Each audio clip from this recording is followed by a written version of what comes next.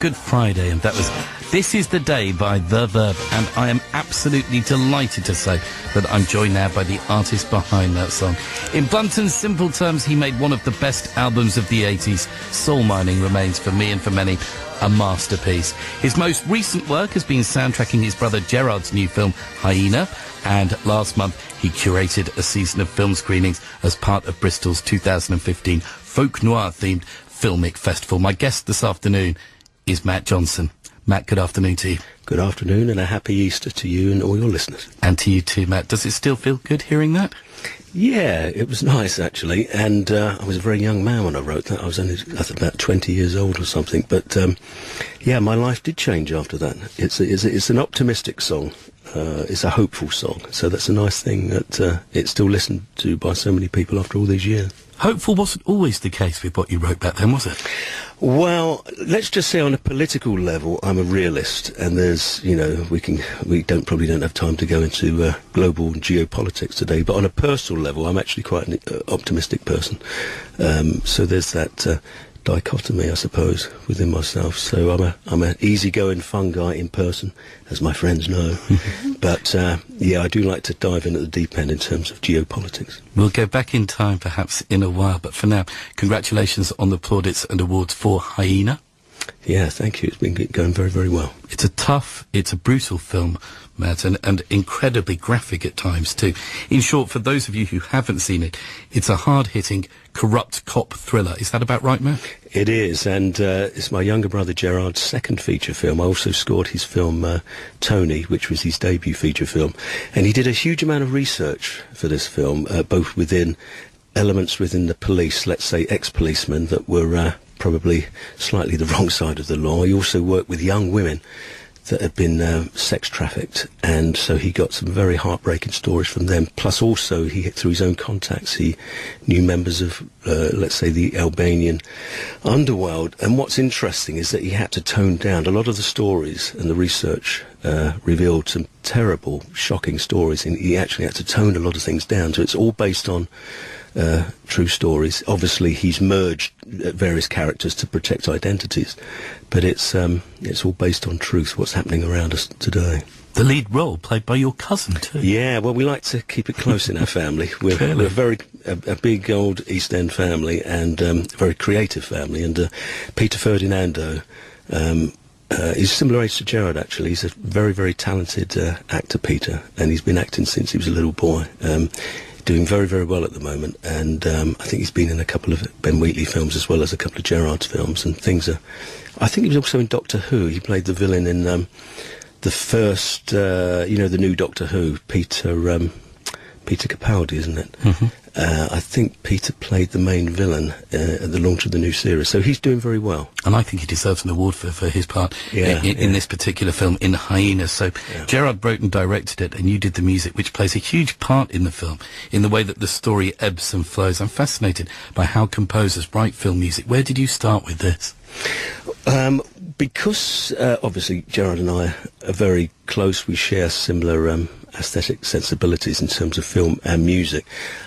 He gets me involved at a very early stage, so as he's writing the script, he's sending me bits and pieces across, and also we get together in my studio to create what I call a sound palette, and he will have some suggestions in terms of, look, I'd like this to be quite synthesizer driven, for instance, on this film. And luckily for him, I have a huge amount of I'm what's known as a hoarder. I have huge amounts of stuff in various lock-up garages all over the place. It's a bit of an illness, I suppose, being a hoarder. So one of my lockups was filled with lots of old 1980s keyboards, synthesizers, foot pedals.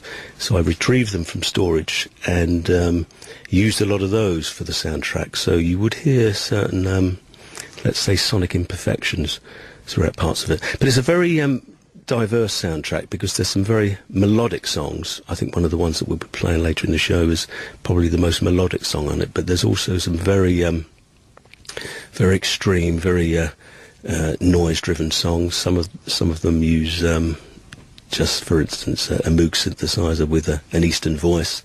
Other ones use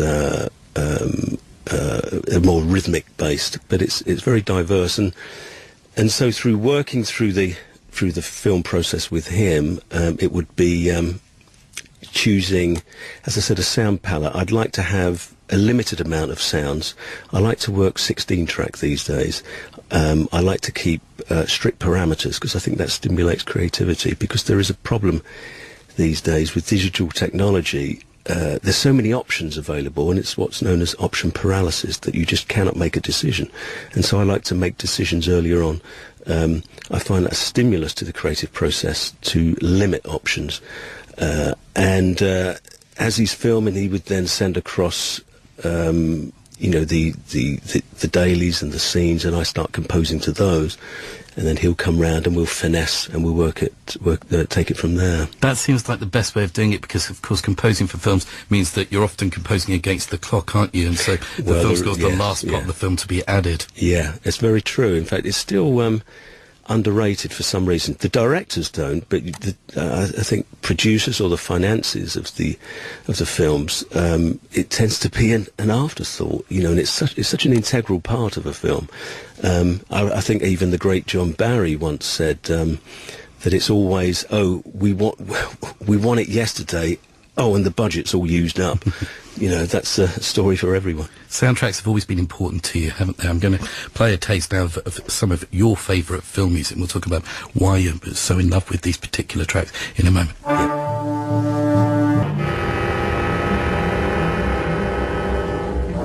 The choices of my guests this afternoon: Matt Johnson, some Mancini, Shostakovich and Herman there, Matt.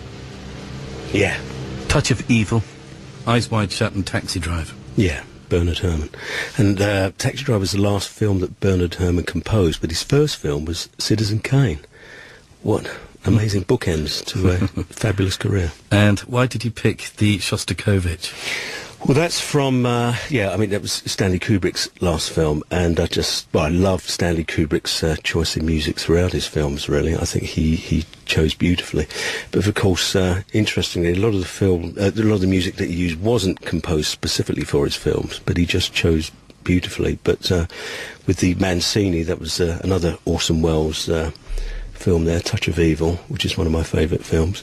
But how I first got interested in film music, well, I suppose as a little boy, we mentioned Doctor Who earlier on, but I didn't know a lot of these composers that composed television theme tunes, but I loved theme tunes. For instance, Doctor Who was Ron Grainer, who also composed things like The Prisoner, Steptoe and Son, Tales of the Unexpected, films like To Sir with Love and A Kind of Loving, but also Laurie Johnson, no relation to me, of course, but he composed The Avengers, Thriller, Animal Magic, also Dr. Strangelove, another Stanley Kubrick film. But at the age of 15, I was fortunate enough to start my first job, which was at a music publisher called DeWolf Music, which is a wonderful family-run music publisher. It's one of the biggest in the world, or the biggest family-owned music publishers, and they were really the pioneers of what's now known as library music. They were founded in 1909 by Mayer DeWolf, and their roll call includes some of the UK's leading composers, including Jack Drumby, Johnny Hawksworth, Tim Souster, Ivan Novello, Stefan Grappelli, and countless others. So it was actually soundtracks that, from a very early age, were inspiring you. Yeah, that's right. And working as a little boy at 15 in Soho, witnessing these amazing sessions, recording sessions going on, all these incredible people. So it was from an interest from a very young age as a little boy watching television, and also being fortunate to actually work in that industry. And so, although obviously with I went off on a certain tangent, there's always something that I wanted to do, and so I formed my own record company several years ago called Cineola, and that's when I started to take it a bit more seriously, and I composed a lot of Scandinavian documentary and art films, some Turkish and Lebanese films, as well as working with my brother Gerard and other directors. And so to Hyena, then, the most recent film that you scored. Yeah. I'm going to play a track from the soundtrack now. Everybody Wants to Go to Heaven. Will you put this in context, Matt, please? This is actually the closing credits, and we wanted something that was slightly more, let's say, that gave hope. The film has without giving anything away, has a very intense ending, and we wanted, as the credits rolled, for people to leave the cinema actually feeling a bit of hope, not too traumatised, should we say. More with Matt Johnson after this.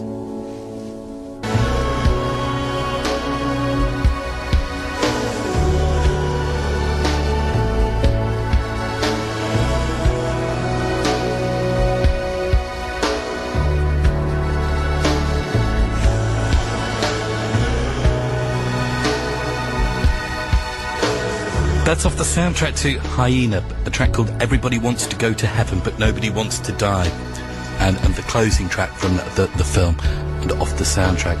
Matt Johnson is my guest this afternoon. That's his piece of work there. Matt Johnson, the musician, producer and soundtrack composer. Matt, that's credited as being by The. So The is still going, right? Oh yes, absolutely. And we're all thinking about, in discussions about possibly a new song-based album and possibly some shows. It's a little bit further down the line because I'm working on another film at the moment, a political documentary, as well as finishing up some other bits and pieces. But yeah, there's a lot of good stuff going on. That comes as big news. You casually drop that into the conversation. Yeah, one of the most frequent questions I get asked by Six Music listeners whenever I play a The track, which is often, there is always the question, will there be new The music? So that is The in your current guise as a soundtrack composer. Yes. But you're saying that you may return to pop.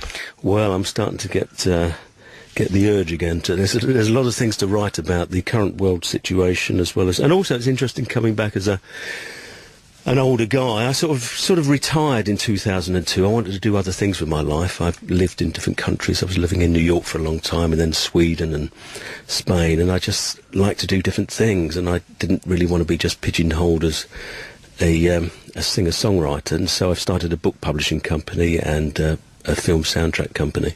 But also, I think there's a lot to say now, and you've got to really... I just can't go through the motions, you know. I really needed to feel I've got something new to say. And the natural progression then from where you were in the 80s to now is the sound that we've just heard there, and the scores to films. But you think that the world today needs writing about?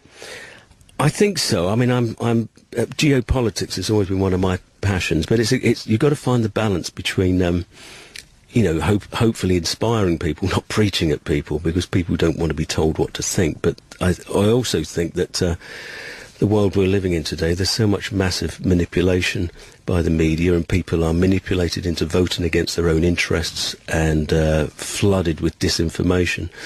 You know, it's frightening times. You know, we're drifting into potentially a world war based on lies and misinformation, and what little you can do as a singer, a songwriter, or an artist, or anybody, I think now's the time for people to stand up and to start to really draw attention to the misinformation. Do you have any yearning to get back on stage? Funny you should say that. I was on a flight yesterday, just coming back from Spain, and I didn't have anything to listen to, and I started to listen to. I very rarely listen to my own stuff, to be honest, but I started to listen to some bits and pieces, and I started to get quite inspired about getting back on stage again. Yeah, I think so might it'll be this good. be, Matt, because everyone is now thinking, wow. Oh, it wouldn't be this year, but possibly next year. I've got to write some new things, have some new things to say. But I get a lot of offers all the time, which I tend to turn down. Actually, I am making an appearance at the Number 6 Festival this year, but this is with Gerard as a Q&A. We are talking about films, but if anybody doesn't, you know, Number 6 Festival, not to do with Radio 6, by the way, but it's at Portmeirion, which is a beautiful little... Have you been to Portmeirion, Chris? I have, yes. Isn't it and fantastic? It's famously where The Prisoner was filmed. That's right. I actually stayed once a few years ago in the Green Dome. My girlfriend brought me a birthday treat there, and it was wonderful, which was Number 2's headquarters in The Prisoner. But, yeah, so there's going to be a thing there. But in terms of live performance, it would be possibly, 2016 if things go to plan. And that would be to accompany a new record? That's the plan. I've got to write it first, though. Some people said I've already been recording it, but I've not started writing yet. I've just started to write it. Chris, can I ask you a personal question? Yes, yes, but remembering that we are on air. Is it true that you don't like fruit and vegetable juices? Yes, it is, Matt. So is it a personal choice or an allergy? Or? It's like a phobia. Really? I'm fascinated by this because I do a lot of juicing myself, but... Oh, you do? That's something I never do. I am trying to get over it, but now at nearly 40, it's ridiculous. But it's not an allergy. You don't come over unwell. You just don't like the look of vegetables. No, but some fruit and vegetables do make me want to vomit. Do they? Which ones? Absolutely, they bring on that kind of sensation. Any ones in particular? Tomatoes? Really? What about plums? Do you like plums? No, I don't. No, this is what wasn't what I was expecting to be talking to you about this afternoon. But as you've asked, only peas is the straight answer. Only peas? Oh my goodness! So you eat a lot of bread and cereals and meat? Yeah, a lot of very unhealthy food topped up with vitamins. Okay. So your wife must nag you about eating your fruit and veg. She despairs, not nags. Yeah.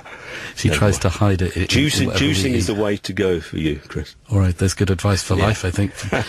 The one and only Matt Johnson. It has been an absolute joy, a pleasure. Thanks for being so honest this afternoon too. Thanks for inviting me on, Chris. Congratulations to you and to your brother Gerard on Hyena. Thank you. That's the new film. It's out now, and Matt Johnson, I'm going to play some Midnight Cowboy, and this is because you've asked me to play it. Why?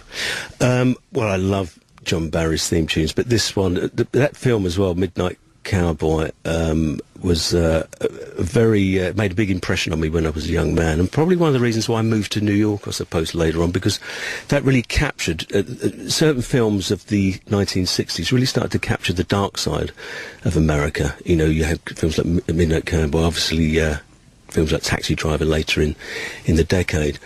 And it revealed something about the American dream or the American nightmare, which I found very alluring. Interestingly, the Fred Neil song "Everybody's Talking" performed by Harry Nilsson is a very famous song connected with Midnight Cowboy.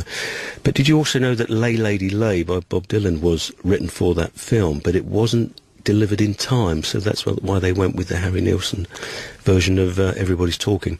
But the main theme tune with Toots Thielemans, I think, is on harmonica, and apparently John Barry didn't really want the harmonica on it, but the harmonica makes it. I think this is the most beautiful, uplifting, life-affirming piece of music. But taken in context of the darkness of the film, for anybody that hasn't seen it, they should go and see it. It's a very, very powerful, moving film about America at that particular period of time. Matt, thank you so much. Thank you. Thank you. It's Matt Johnson on Six Music.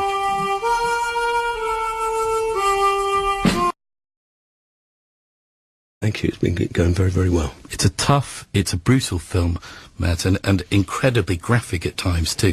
In short, for those of you who haven't seen it, it's a hard-hitting, corrupt cop thriller. Is that about right, Matt? It is, and it's my younger brother Gerard's second feature film. I also scored his film Tony, which was his debut feature film. And he did a huge amount of research for this film, both within elements within the police, let's say ex-policemen that were probably slightly the wrong side of the law. Political level, I'm a realist, and there's, you know, we probably don't have time to go into global geopolitics today, but on a personal level, I'm actually quite an optimistic person. So there's that dichotomy, I suppose, within myself. So I'm an easygoing, fun guy in person, as my friends know. But yeah, I do like to dive in at the deep end in terms of geopolitics. We'll go back in time, perhaps in a while. But for now, congratulations on the plaudits and awards for Hyena. Yes, is Matt Johnson. Matt, good afternoon to you. Good afternoon, and a happy Easter to you and all your listeners. And to you too, Matt. Does it still feel good hearing that? Yeah, it was nice, actually, and I was a very young man when I wrote that. I was only about 20 years old or something, but yeah, my life did change after that. It's an optimistic song. It's a hopeful song, so that's a nice thing that it's still listened to by so many people after all these years. Hopeful wasn't always the case with what you wrote back then, was it? Well, let's just say I also work with young women that had been sex trafficked, and so he got some very heartbreaking stories from them. Plus also, through his own contacts, he knew members of, let's say, the Albanian underworld. And what's interesting is that he had to tone down a lot of the stories, and the research revealed some terrible, shocking stories, and he actually had to tone a lot of things down. So it's all based on true stories. Obviously, he's merged various characters to protect identities, but it's Good Friday, and that was This Is the Day by The Verb, and I am absolutely delighted to say that I'm joined now by the artist behind that song. In blunt and simple terms, he made one of the best albums of the 80s. Soul Mining remains, for me and for many, a masterpiece. His most recent work has been soundtracking his brother Gerard's new film, Hyena, and last month he curated a season of film screenings as part of Bristol's 2015 Folk Noir-themed Filmic Festival. My guest this afternoon